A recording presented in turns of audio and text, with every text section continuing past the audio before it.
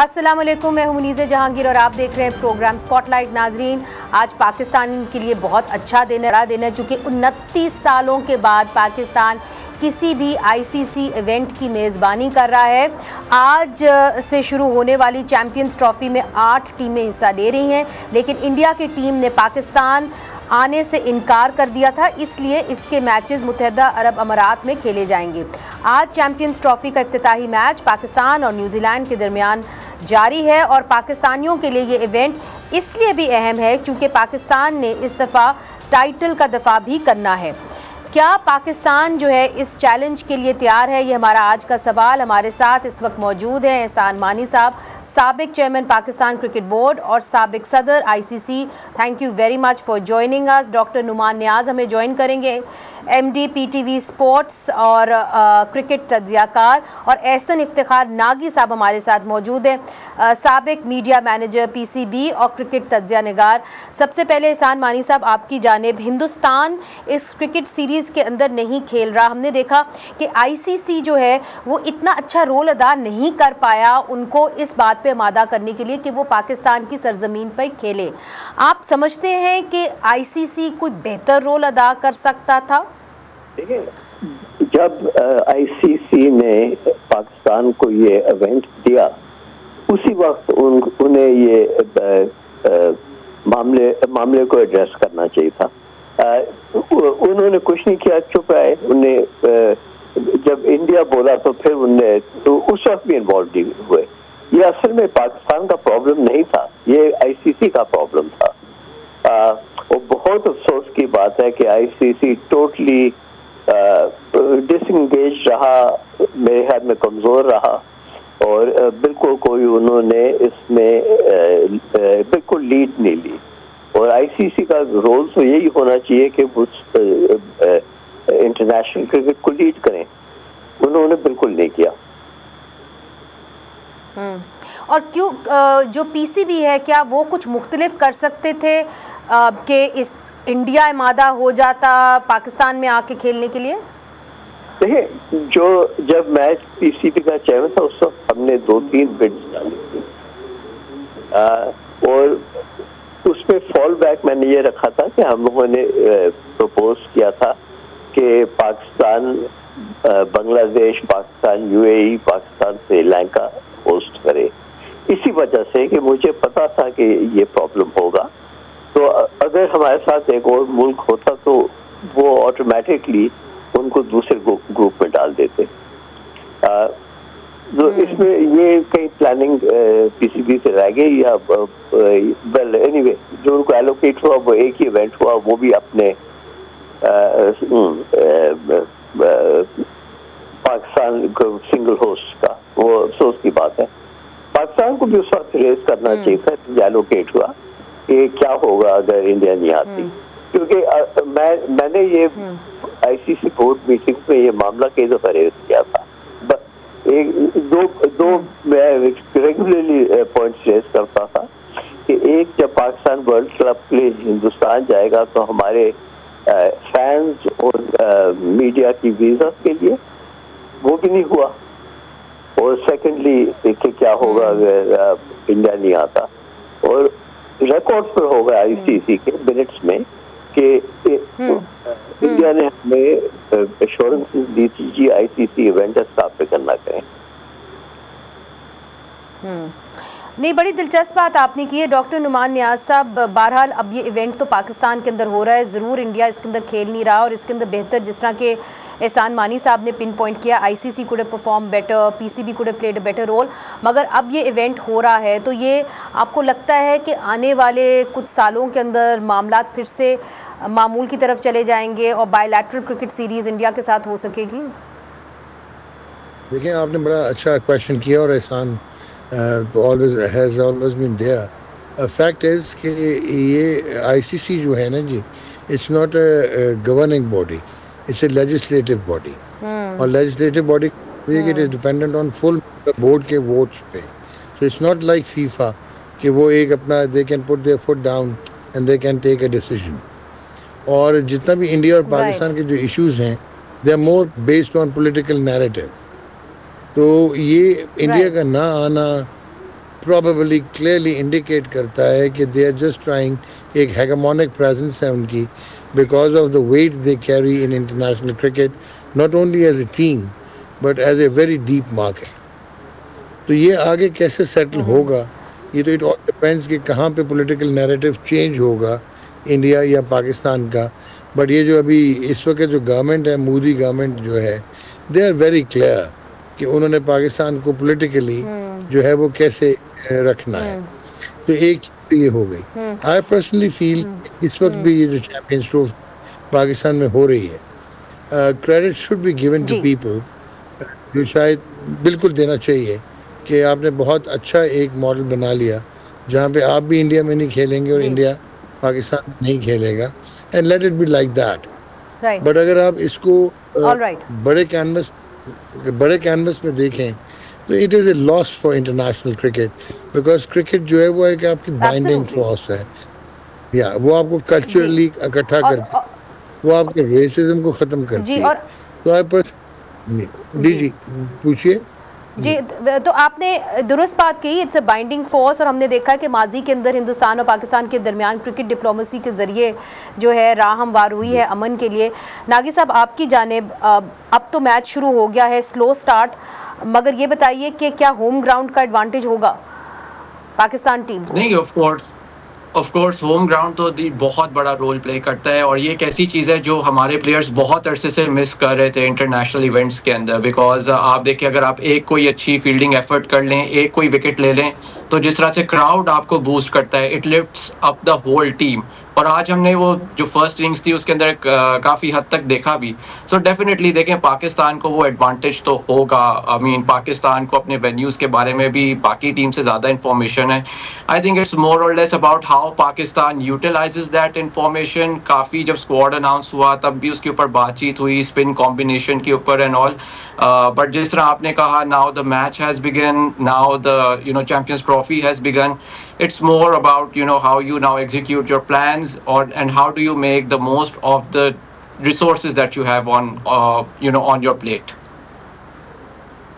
Right. एहसान मानी साहब, doctor Numan ने एक बड़ी दिलचस्प बात की हिंदुस्तान के हवाले से कि अब ये फैसला हो गया है कि हिंदुस्तान पाकिस्तान नहीं आएगा, पाकिस्तान हिंदुस्तान नहीं जाएगा. क्या ये सही फैसला था जो इंटीरियर मिनिस्टर मोहसिन नकवी साहब ने कहा कि जी अब हम पाकिस्तान जो है वो हिंदुस्तान नहीं जाएगा? Was that the correct way forward? He was absolutely right. It has to be on a bilateral basis. But interesting बात ये है, एक जो नुमान ने बात एक की थी कि आईसीसी आज क्रिकेट को लीड नहीं करता. I would like to say कि this wasn't always the case. Certainly till about 2008 or 9 ICC led the game. उसके बाद ये बिग सी का जब हुआ था, उसके बाद उन्होंने ये चेंज कर दिया था और मेंबर्स को ने पावर ले लिया था आईसीसी से, which is very unfortunate. उस वक्त भी मैंने कहा था, मैं आज भी कह रहा हूँ कि आईसीसी को एक गवर्नेंस रिव्यू करना चाहिए, कि it should be like any other governing body of sport जैसे फीफा है. Sorry, it's a side issue जो मैं बात कर रहा हूँ, but it's an important one. जो सवाल हमें ये भी सोचना चाहिए कि जब इंडिया पाकिस्तान का मैच होता है, उसकी टेलीविजन व्यूअरशिप दुनिया में सबसे ज़्यादा होती है. उस मैच के जो एडवर्टाइजिंग रेवेन्यूज जो ब्रॉडकास्टर कमाता है, उसका कहीं किसी और मैच की दुनिया में नहीं मिल सकता आईसीसी के ब्रॉडकास्टर को. तो उसके लिए पीसीबी को क्या मिलता है? PCB doesn't get any financial benefit from that. India को बहुत फायदा हो रहा है ऑब्वियसली एज ब्रॉडकास्टर को. तो इस थोड़ा सा आई मीन, जो नकवी साहब हैड अ बिग चैलेंज जो उन्होंने डील किया है, और वेरी वेल आई थॉट कि एटलीस्ट एक लेवल पे ले गया उसको. ना उनको अब ये सोचना चाहिए कि अगर इंडिया को एतराज़ है कि वो पाकिस्तान के खिलाफ नहीं खेलेगा, तो फिर आईसीसी इवेंट से क्यों खेल रहा है? ये आपने बड़ी दिलचस्प बात की है डॉक्टर नुमान साहब, डू यू एग्री? यार मुनीज़ा, इतनी अच्छी बात की है एहसान भाई ने. Let me tell you one thing very clearly and explicitly. एक तो हम लोग कंफ्यूज कर देते हैं और मिसकंस्ट्रू कर देते हैं कि पाकिस्तान टीम की जो अपना क्रिकेटिंग एबिलिटी है या जो इंडिया की क्रिकेटिंग एबिलिटी है या उनका स्टॉक है, हम उसके कंपैरिजन में चले जाते हैं। लेकिन मैं आपको ये बता दूं कि ये जो आईसीसी चैंपियंस ट्रॉफी है, इसने भी बहुत सारे ब्रॉडकास्टर्स ने आईसीसी को उनका ट्रू फेस दिखा दिया। बिल्कुल एहसान भाई ने सही बात की है कि जो पाकिस्तान और इंडिया की पॉपुलेशन है, that is 40.5% of the total cricketing viewership in the world. और अगर इंडिया पाकिस्तान के मैचेस नहीं होंगे तो ब्रॉडकास्टर्स जो इन्वेस्ट करते हैं अपनी प्रोडक्शन क्वालिटी पे, अपने 4K पे, 8K पे, व्हाटएवर जो भी उन्होंने प्रोडक्शन करनी है, वो कहीं से भी अपने पैसे पूरे नहीं कर सकेंगे। So India and Pakistan PCB इसके ऊपर क्या बेहतर मुस्बत रोल अदा कर सकता है जो अभी नहीं कर रहा? देखें, पीसीबी का एक प्रॉब्लम बहुत जिसकी तरफ है, एहसान मानी साहब ने इशारा किया। बिल्कुल एक प्रॉब्लम है कि unfortunately Pakistan cricket board for the last 3 और 4 years, मुझे नहीं समझ आई कि एहसान साहब थे और वो वसीम खान थे, व्हाट वेंट रॉन्ग कि हम पॉलिटिकली कनेक्ट करके और उसके बाद हम अपने वर्जन्स ला के और चेंजेस कर देते हैं। जब तक आपकी ये इंटरप्शंस होती रहेंगी, पॉलिटिकल इंटरप्शंस, जब तक आपके जो कहते हैं ना कट फॉर रोल लोग नहीं आएंगे जो इस डेप्थ को अंडरस्टैंड नहीं करते। आप तो बिल्कुल हवा में खड़े हैं ना, आपकी कोई कंसोलिडेटेड या आपकी तो कोई ग्रेविटेशनल असिस्टेंस है ही नहीं। तो आई पर्सनली फील कि आपके जितने भी लोग आते रहे हैं जो एट द हेम आते रहे हैं, नॉट टू क्रिटिसाइज और ऑस्ट्रेसाइज एनीवन, बट क्या वो कट फॉर रोल थे? क्या वो पॉलिटिकल डायनामिक्स ऑफ क्रिकेट को समझते हैं? क्या वो ये समझते हैं कि आईसीसी का क्या रोल है? Yeah, that's a very important point. I'd like to take that forward. मगर एक सवाल ज़रूर क्रिकेट से रिलेटेड ही है, नागी साहब से पूछूंगी, चूँकि उन्होंने मुख्तलिफ मुल्कों में भी जाके क्रिकेट को कवर किया है। लोग ये पूछते हैं कि हमारी pitches are they up to the international standards, are they good, how would you rate them, Nagi साहब? या अभी देखिए, जो पिचेस का नैरेटिव है वो ज़्यादातर जो लॉन्ग फॉर्म क्रिकेट है पाकिस्तान में, जो test cricket over the last 2-3 years हुई है, वो उसकी वजह से ज़रा नैरेटिव एक बना है कि पाकिस्तान में पिचेस अच्छी नहीं है, जो कि बात सही थी। जो पाकिस्तान टेस्ट क्रिकेट के लिए पिचेस पिछले 2-3 साल से रोल आउट कर रहा था, they were not fit to host test cricket. लेकिन अगर आप क्योंकि ये अभी ओडीआई इवेंट है, अगर आप ओडीआई की बात करें, T20 की बात करें, तो जो आईसीसी की भी जो गाइडलाइंस हैं फॉर द पिच क्यूरेशन, वो ये बात कहती है कि जो टिल्ट है वो टुवर्ड्स द बैटर्स होना चाहिए इन 2 फॉर्मेट के लिए।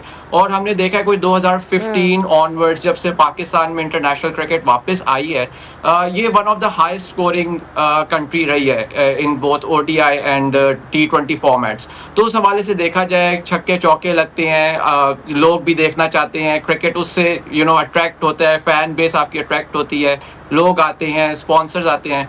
सो अगर उस हवाले से देखा जाए for the white ball cricket, आपकी pitches they are very good, क्योंकि अभी लास्ट वीक में ही पाकिस्तान ने 352 चेस किया, it was their highest ever chase. लेकिन when it came to test cricket, yes, test cricket में पिचेस का बहुत बड़ा मसला था, and of course that's a whole different debate. अगर वो अब टेस्ट क्रिकेट के ऊपर कभी बात करेंगे तो हम उसके ऊपर ज्यादा will go deep into it. अच्छा, but that is being resolved, you feel? Excuse me, may I interrupt? I feel for the white ball cricket, I think your pitches are very good. अच्छा, I personally feel जी doctor Numan साहब, मैं बहुत strong बात करने जा रहा हूँ कि let us not live in self denial. International cricket polarise हो गई है, 4 टीमें जो हैं दुनिया की अलग हो गई हैं और बाकी टीमें जो हैं मीडियोक्रिटी में अलग हो गई हैं।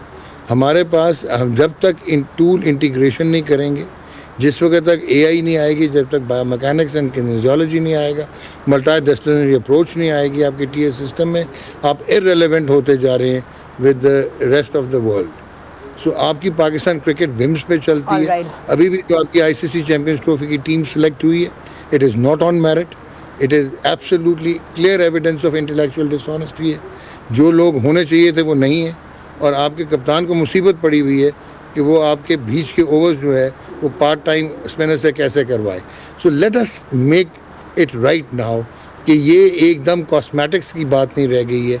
You have to get into the details, get into the depth. और नहीं, मगर फिर किसको होना चाहिए डॉक्टर नुमान साहब, किसको होना चाहिए? देखें, आपको जो भी हो, जो भी नहीं होना चाहिए। एहसान भाई इधर बैठे हैं, जो भी हो, आपको अब कंपैटिबल होना पड़ेगा इंटरनेशनल क्रिकेट की रिक्वायरमेंट से, और वो बेस करती है आपकी एक जो है ना आपकी टूर प्रोग्रेसिव एनवायरनमेंट बन गई हुई है। अब क्रिकेट जो है वो साइंस बन गई हुई। It's not only skill and flamboyance and natural talent. Right आपको टूल्स इंटीग्रेट करने पड़ेंगे और आपका रेजिस्टेंस चेंज है, आपका रेजिस्टेंस टू चेंज है। एहसान मानी साहब, I think I heard you से दिस बिफोर ऑल्सो कि देखिए प्रोफेशनल लोगों को ज़्यादा से ज़्यादा आना चाहिए। Nobody can disagree with that.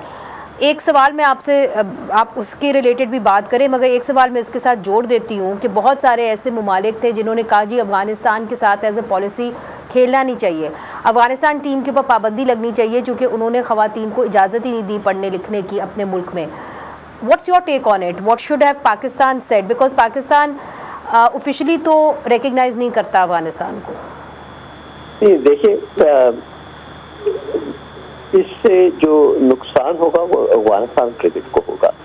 And frankly जो अफगानिस्तान क्रिकेट ने तरक्की की है over the last few years is very commendable.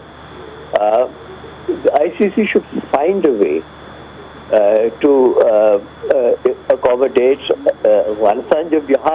जब मैं PCB का चेयरमैन बना था तो very few girls were playing cricket, but not enough to sustain a national team. तो हमने कैंपेन किया to encourage girls to come into the game and play. समझ जो वो ये थी कि जी इनको आप बिहाइंड बॉल्स खलवाएं, पब्लिकली ना खलवाएं। तो हमने we accommodated that in the beginning, but as the girls started progressing, उनसे पुश आया कि नहीं हम तो खेलना चाहते हैं ओपनली। ये चीज़ें स्टेप्स में होती हैं, थ्रेट से नहीं होती। बट उसके लिए अगेन इट्स ICC की रिस्पॉन्सिबिलिटी है ये वर्ल्ड वाइड क्रिकेट को डेवलप करना। मैं समझता हूँ कि आज Afghanistan is better than 3 or 4 full members of the ICC, जिस तरह वो खेल रहे हैं, and with some world class players like Rashid Khan वगैरह। So again ICC की priorities are very important। जहाँ तक पाकिस्तान क्रिकेट का मसला है, unless we have a proper domestic structure, हम लोग कभी सक्सीड नहीं करेंगे। मेरा ख्याल है I think that is the consensus कि जब तक एक अच्छा डोमेस्टिक स्ट्रक्चर नहीं होगा पाकिस्तान के अंदर जहाँ पे काबिल लोग आएंगे, तब तक हम सक्सीड नहीं कर सकेंगे। मेरा ख्याल है डॉक्टर नुमान और कम अज़ कम एहसान मानी साहब का तो यही राय है। This was a very thought provoking show. Thank you so much doctor Numan साहब, एहसान मानी साहब, नागी साहब, आपने भी हमें ज्वाइन किया। हम आपको, अब तो ये सीरीज़ हो रही है so we will keep going back to you, but thank you so much. We'll have to leave it there for now. एक वक्फा लेते, वक्फे के बाद हमारा रुख होगा क्रिकेट से सियासत की तरफ। कहीं ना जाइएगा, हमारे साथ ही रहिएगा। नहीं, इस किस्म की कोई बात नहीं है, कोई बैकडोर चैनल नहीं है, और हुकूमत हमने एक मौका दिया, उन्होंने इसमें संजीदगी नहीं दिखाई, तो अभी तो हुकूमत के साथ कोई बात नहीं हो रही। वेलकम बैक नाजरीन। तहरीक इंसाफ ने ये वाजे कर दिया है कि पसे पर्दा उनकी कोई भी बातचीत इस्टेब्लिशमेंट के साथ नहीं हो रही, मगर हमने देखा है कि तहरीक इंसाफ जो है वो अंदरूनी इंतशार का शिकार है, और जो मुख्तलिफ उनके रहनुमा है वो एक दूसरे के खिलाफ बयानबाजी कर रहे हैं। अब इस मामले को जो सेक्रेटरी जनरल हैं PTI के सलमान अकरम राजा साहब, वो कैसे देखते हैं और इसके ऊपर कैसे काबू पाएंगे? इस वक्त हमारे साथ हैं जनाब सलमान अकरम राजा साहब। बहुत बहुत शुक्रिया सलमान साहब, आपने हमें ज्वाइन किया। हाल ही में शेर अफजल मरवत साहब को पार्टी से निकाला गया, इसकी वजह क्या है, क्यों उनको निकाला गया? देखिए, वजह में बहुत से अनासिर शामिल हैं। ये फैसला इमरान खान साहब का था, और ये फैसला तो बहुत पहले उन्होंने किया था, इस पे अमल कुछ ताख़ीर से हुआ। एक मामला था, मैं पूरी फहरिस्त आपके सामने नहीं रखता, सऊदी हुकूमत से हमारे ताल्लुकात के हवाले से एक बयान उन्होंने दिया जिसका कोई इस्तेहकाक नहीं था उनको देने का, और उससे बहुत नुकसान पहुंचा बतौर पार्टी हमारे जो ताल्लुकात हैं सऊदी हुकूमत से। अभी कल ही मेरी डॉक्टर आरिफ अलवी से बात हो रही थी, जो आजकल मशरिक़ वस्ता और उसके बाद अमरीका के दौरे पे हैं। उन्होंने मुझे कहा कि ये नाकाबिले तलाफ़ी हुआ है नुकसान, लेकिन अब बड़ी हद तक उस पर काबू पा लिया गया है, हमने बहुत सा फासला तय कर लिया है। तो इस नौयत की बातें हैं। फिर पार्टी के मुख्तलिफ ओहदेदारान के हवाले से क्या बात हुई? नहीं देखिए, ज़ाती नौयत की होती है ना, एक आप कह लीजिए एक वक्ती तौर पे दूरी पैदा हो गई, लेकिन अब हालात मैं समझता हूँ ठीक हो गए हैं। लेकिन एक अरसा तो लगा ना, हमें 3-4 माह का अरसा लगा उस बयान का जो असर था उसको ज़ाइल करने में। इसी तरह आप देखिए, जो हमारे माजी में रहे हैं ओहदेदारान या अब भी हैं, उमर अयूब साहब हों, शिबली साहब हों, दीगर लोग हों, हामिद खान हों, अब मैं खुद, देखिए बदजुबानी की इजाज़त तो किसी को नहीं दी जा सकती ना।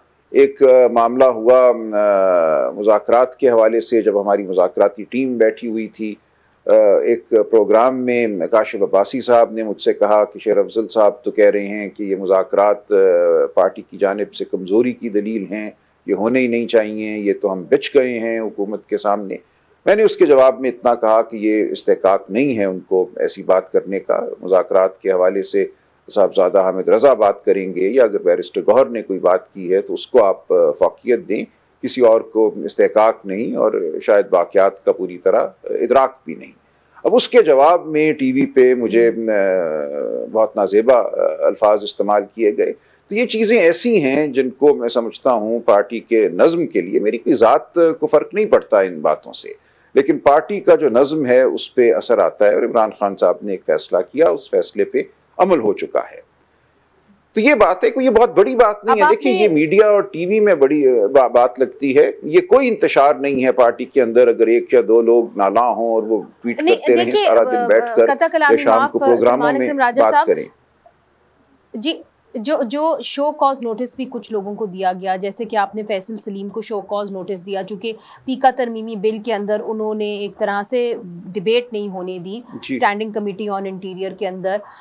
फिर आपने शो कॉज नोटिस दिए हुए थे 26वीं आईनी तरमीम के हवाले से कुछ अपने अरकान को, जिसके अंदर डॉक्टर ज़रका तैमूर हैं, जिसके अंदर ज़ैन कुरैशी साहब शामिल हैं, रियाज फतियाना साहब शामिल हैं। तो इनके ऊपर क्या आप लोग, बिकॉज ये एक बड़ी बात है कि अगर आप पार्टी ने एक फ़ैसला किया हो और असूली फ़ैसला किया हो, चाहे वो पीका तरमीमी बिल हो, चाहे वो 26वीं आईनी तरमीम हो, और आप उसके ख़िलाफ़ जो है अपना फ़ैसला करें या अपना वोट डालें, तो उस हवाले से क्या ये लोग अभी रहेंगे पार्टी के अंदर या इनके खिलाफ़ कोई डिसिप्लिनरी एक्शन होगा? देखिए, जहाँ तक पीका कानून का ताल्लुक है, बिल्कुल हमारी पार्टी पॉलिसी के ख़िलाफ़ अमल हुआ, उस हवाले से तो बिल्कुल वजाहत है कि अमल किया जाएगा। एक कार्रवाई का तरीका है, उसको बुरे कार लाकर अमल होगा, और जो भी उस हवाले से मुंसलिक है या उस हवाले से इल्ज़ाम है, उनके हवाले से फ़ैसला किया जाएगा। तो वो बात तो बिल्कुल एक मुख्तलिफ नौइयत की बात है। जहाँ तक ताल्लुक़ है उन लोगों का जिनके हवाले से ये शुबा है कि उन्होंने बवजूद पार्टी से राब्ता मुनक़ते किया 26वीं आईनी तरमीम से चंद दिन कबल, और वो शायद किसी से राब्ते में थे, तो वहाँ मामला ज़्यादा दकीक है, शहादत और गवाही मांगता है। वहाँ जवाबात आ गए हैं, लोगों ने अपने दिफा में बातें की हैं, कुछ सबूत भी दिए हैं। तो वहाँ मामला इतना वाज़े नहीं है कि कौन कहाँ था और किस हालत में था, वहाँ हम देख रहे हैं, और उस हवाले से भी फ़ैसला होगा। जिन लोगों ने तो सरीहन पार्टी की पॉलिसी की खिलाफ वर्जी की और वोट डाले 26वीं आईनी तरमीम के हक़ में, उन सबको तो बिल्कुल पार्टी से फारिग किया जाएगा अगर कर नहीं दिया गया। तो ये 3 किस्म के मामलात हैं। एक पीका का मामला है, एक 26वीं आईनी तरमीम के हवाले से वो लोग जिन्होंने वोट तो नहीं डाला उसके हक़ में, लेकिन उनके किरदार के हवाले से कुछ शुबा है, और वो लोग जिन्होंने जाकर बाकायदा वोट डाला हक़ में। तो इन तीनों का मामला हम देख रहे हैं और इन पे मुनासिब फैसले होंगे। इधर एक छोटा सा वक्फा लेते हैं, वक्फे के बाद फिर हाजिर होते हैं। वेलकम बैक नाजरीन, हमारे साथ है पाकिस्तान तहरीक इंसाफ के सेक्रेटरी जनरल सलमान अकरम राजा साहब। कुछ और बयानबाजी की गई जिसके नतीजे के अंदर आपकी पार्टी की साख को नुकसान पहुंच सकता है, और ये बात जो है मीडिया ने उछाली भी, ये बात जो है ये सुर्खियां भी बनी रही। फवाद चौधरी साहब ने हाल ही में एक स्टेटमेंट दी, और मैं चाहती हूं कि आपसे उसका रिस्पांस ज़रूर लूं, क्योंकि वो एक ऐसी स्टेटमेंट थी जिससे ना सिर्फ आपको बल्कि पार्टी को भी नुकसान पहुँचा। वो स्टेटमेंट आप दिखाएँ। अपनी लीडरशिप है उसका कोई मुझे कंसर्न नज़र नहीं आ रहा इमरान खान की रिहाई से। और हम देख रहे हैं कि जो पीटीआई की पॉलिटिकल कमेटी है वो ज़्यादा लोग उसमें सलमान अकरम राजा जैसे लोग हैं, वकास शेख जैसे लोग हैं, रऊफ़ हसन जैसे लोग हैं, जिनका पास्ट रिकॉर्ड जो है वो खुद चूँकि पीटीआई के साथ नहीं है, सो इसलिए उनकी इमरान खान से हमदर्दियाँ नहीं हैं। लिहाजा मौजूदा लीडरशिप के होते हुए कोई सीरियस एफर्ट नज़र नहीं आ रही इमरान खान की रिहाई के लिए। सलमान साहब, would you like to respond to that? देखिए, ये वैसे कोई ज़रूरी नहीं है इस तरह की बात का जवाब देना, ये गैर अहम लोग हैं। देखिए, अगर वो कोई अपना मुस्बत किरदार अदा कर सकते हैं तो करें, बाकी तो वो अपने वजूद को जाहिर करने के लिए गुफ्तगू करते हैं, कभी गाली दे दी, कभी किसी पे उंगली उठा दी, ऐसा तो कोई भी कर सकता है। इससे ना पार्टी में कोई इंतशार पैदा होता है, और वो तो पार्टी में हैं भी नहीं, वो तो आईपीपी जा चुके थे, उनके तो आपने देखी हैं तस्वीरें, और कहाँ वो मौजूद थे और क्या उन्होंने गले में पट्टा पहना हुआ था। बहरहाल मैं ये समझता हूँ कि अगर वो अब भी कोई मुस्बत किरदार पार्टी के लिए, इमरान खान साहब के लिए अदा करते हैं तो ज़रूर करें, मैं उनके रास्ते में हरगिज़ खड़ा नहीं होऊंगा। जहाँ तक ताल्लुक़ है पार्टी का, पार्टी बिल्कुल इमरान खान के साथ जुड़ी हुई है। हफ्ते में 2 दफ़ा मेरी मुलाकात होती है, ख़ानदान की मुलाकात होती है, और जो वकला हैं, रुफ़क़ा हैं, उनकी मुलाकात होती है। GHQ हमला केस में तो 20 लोगों की मुलाकात होती है। तो खान साहब बिल्कुल जानते हैं कि कौन कहाँ खड़ा है, क्या कर रहा है, किसको क्या जिम्मेदारी सौंपी गई है, वो उस पर किस तरह अमल पैरा है। ये एक बयानिया बनाया जा रहा है कि पार्टी कुछ करती क्यों नहीं, इमरान खान जेल में क्यों हैं। इमरान खान जेल में इसलिए हैं कि इस वक्त इस मुल्क में फस्तायत का राज है, झूठे मुकदमे बनाए जा रहे हैं, उन पे सैकड़ों झूठे मुकदमे हैं। इस वक्त अदलिया पे हमला है 26वीं आईनी तरमीम के जरिए। तो ये जान के आप समझते हैं एक नैरेटिव बनाया जा रहा है? जी बिल्कुल, एक नैरेटिव है कि कुछ करते नहीं। असल जो मामलात हैं वो है कि 26वीं आईनी तरमीम के खिलाफ कौन खड़ा है, पीका के में जो तरमीम हुई उसके खिलाफ कौन खड़ा है। हम सड़कों पे भी आएंगे, अदालतों में भी रहेंगे, हम बैनुल-अक़वामी सतह पे आवाज़ उठाएंगे, मुल्क के अंदर आवाज़ उठाएंगे, सब कुछ। अभी मेरे पास से कुछ मिनट पहले जुनैद अकबर साहब उठ के गए हैं, बड़ी तफसीली हमने गुफ्तगू की खैबर पख्तूनख्वा नहीं, पूरे पाकिस्तान के हालात और लाए अमल के हवाले से। रोज़ हम बैठते हैं, उठते हैं। ऐसा नहीं है कि आप एक जत्था लेकर जाएंगे अडयाला और इमरान खान को आज़ाद करके आ जाएंगे। ऐसा नहीं है कि आप हमला करेंगे किसी शहर पे और आप रिहाई हासिल कर लेंगे। इसके लिए तदब्बर चाहिए, और इमरान खान ने उन्हीं लोगों को चुना है जो तदब्बर रखते हैं। कुछ लोगों को उन्होंने बयानबाजी पर मुकर्रर किया है, वो करते रहे बयानबाजी, जिसकी जितनी औकात है, जो जिस सतह पे गुफ्तगू कर सकता है उसी सतह पे गुफ्तगू करेगा, जो जितना तदब्बर रखता है उसी सतह पे सोच भी अपनी जाहिर करेगा। तो कोई इसमें परेशानी की बात नहीं है, कोई इंतशार नहीं है। 2-3 लोग अगर समझते हैं कि उनको गुफ्तगू करनी है तो वो करें। आप एक और बड़ी अहम केस की पैरवी कर रहे हैं और वो मिलिट्री कोर्ट्स के हवाले से है। वहाँ पे किस तरीके से बुनियादी इंसानी हकूक जो हैं आपके क्लाइंट्स को यानी सिविलियंस को नहीं मिले? देखिए, ये अब पूरी दुनिया का एक मुतफ़िक़ा फ़ैसला है और आईने पाकिस्तान का ये फ़ैसला है कि हर शख्स को due process and fair trial, ये 2 अंग्रेज़ी के अल्फाज हैं, ये मुयस्सर होना चाहिए। अगर किसी पे भी कोई इल्ज़ाम लगता है, वो फौजदारी नौयत का हो या दीवानी नौयत का मामला हो, तो उसको ये हक़ हासिल है, बुनियादी इंसानी हक़ हासिल है कि उसका मुकदमा एक ऐसी अदालत सुने जो इंतज़ामिया से जुड़ी हुई नहीं है, जो गैर जानिबदार है, जो इंडिपेंडेंट है। अब ऐसी अदालत ज़ाहिर है कि फ़ौजी अदालत नहीं है। फ़ौजी अदालत में हाजिर सर्विस अफसरान, वो कर्नल साहब हों, वो मेजर साहब हों, वो मुकदमा सुनते हैं, वो मातहत अफसर होते हैं। अपील उनसे ऊपर बाला अफसरान के पास जाती है, और बस कोई अदालती अमल इस तमाम मामले में नहीं होता। तो इस पे पूरी दुनिया का इत्तफाक है। पाकिस्तान अब वाहिद मुल्क है दुनिया का जहाँ सिविलियंस का ट्रायल फ़ौजी अदालतों में होता है, उन सिविलियंस का जो मुलाजिम ना हो फ़ौज के। एक तो वो लोग हैं ना जो किसी बेस पे, किसी कैंप में काम करते हैं, उनकी बात मुख्तलिफ है। यहाँ तो सड़क से पकड़ के लोगों को लाया जा रहा है, कुछ को एंटी टेररिस्ट कोर्ट्स में भेजा गया, कुछ को मिलिट्री अदालत में भेजा गया। इसकी अब मिसाल नहीं मिलती। चंद हफ्ते कबल युगांडा के सुप्रीम कोर्ट ने भी फैसला दिया कि सिविलियन का ट्रायल नहीं हो सकता किसी फौजी अदालत के सामने, और फौजी अदालत का तस्वर फौजियों के लिए भी दुनिया में बदल गया है। कुजा ये कि 19वीं सदी का जो एक कॉलोनियल मॉडल है फौजी अदालत का, उसके सामने 21वीं सदी में हम सिविलियंस को भेजें ना। वहाँ फैसला लिखा जाता है, सिर्फ गिल्टी नॉट गिल्टी होता है। उसके बाद जब अपील सुनते हैं आर्मी चीफ या कोई ब्रिगेडियर साहब, उसके बाद कोई अपील नहीं होती किसी अदालत के सामने। तो ये एक ऐसी सूरत हाल है जो किसी सूरत काबिल कबूल नहीं है, जो बुनियादी इंसानी हुकूक के मुनाफी है। ठीक, बहुत बहुत शुक्रिया जनाब सलमान अकरम राजा साहब, आपने हमारे से बात की। नाजरीन, आज के लिए इतना ही। मुनीज़ जहांगीर को इजाजत दीजिए। खुदा हाफिज।